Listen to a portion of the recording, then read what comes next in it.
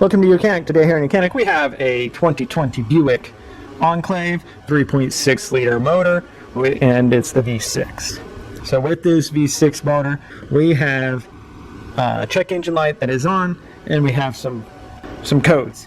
These are the cam position sensors and the cam position sensor codes for the two in the bank 2 and one in bank 1 that are on right now.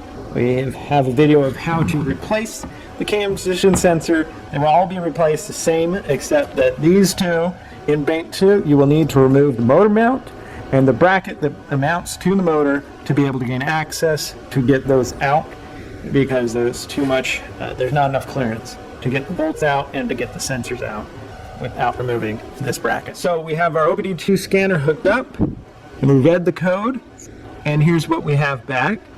We have a P0345 intake cam position sensor in the bank 2. Then we have a P0365 exhaust cam shaft position sensor in bank 1. And the P0390 is the exhaust cam position sensor in bank 2. So those are the engine codes for these cam position sensors that we have here.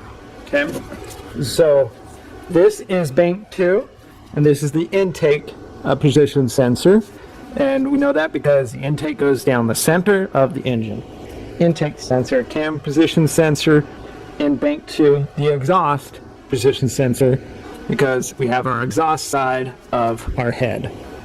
The same concept for the one that is on the back side, which is your cam position sensor for the exhaust on bank 1. This is bank 1 cam position sensor of the intake, and the exhaust is toward the back of that engine. So that is the locations of those cam position sensors and what those codes would be on this particular engine to be able to replace those sensors.